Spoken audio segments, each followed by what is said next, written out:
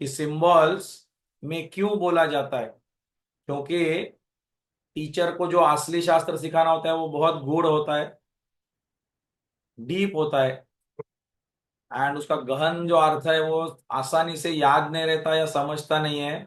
वो समझाने के लिए कुछ सामान्य भाषा, सामान्य उदाहरणों से बताना पड़ता है। मैंने जैसे कहा कि फिजिक्स केमिस्ट्री में कुछ सैंपल, वो सिंबॉलिक कुछ हम लिखते हैं जिसमें नया कुछ अर्थ निकल जाता है, जो रोज के व्यवहार का होता है, जिससे मैं याद कर पाता हूं।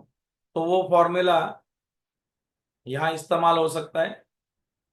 तो वैसे मेडिकल लोगों को भी सारे हड्डी का नाम याद रखने के लिए वैसा ही सिंबॉलिक होता है। स्पाइनल कॉर्ड का सब याद रखने के लिए भी कुछ सिंबॉलिक होता है, रिब्स का इधर का याद रखने के लिए होता है। वो मेडिकल के लोग को उनका उनका जाने, पर होता है कि नहीं। मेडिकल के लोगों को भी ऐसा होता है, तो हर क्षेत्र के लोगों को ऐसा दिया होगा। तो हम लोग को मैंने बोला कि हमारा मैकेनिकल का, मैंने उसका बताया जब मेरा इंजीनियरिंग का था। तो कंप्यूटर वाले लोगों का उनका होगा। तो वो स्वरूप, मतलब वो प्रतीकात्मक है, उसमें प्रतीक जो है वो हमको याद रखना है कि मेन, तो फॉर्मूला जो है वो, कि उसका अर्थ क्या एक्चुअली याद रखना था।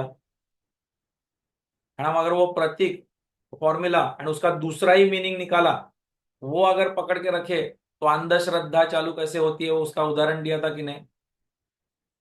बराबर है, उसके अंधश्रद्धा चालू होगी।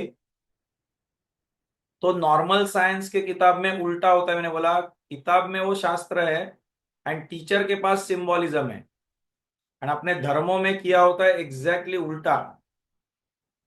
ग्रंथ में है सिंबॉलिक सब कुछ, एंड टीचर के पास है असली ज्ञान और अनुभूति। बट लगता दोनों शास्त्रों के लिए दोनों चीज, इतना तो दिमाग में बैठ गया, वो प्रतीक भी चाहिए एंड असली ज्ञान भी चाहिए, दोनों चाहिए।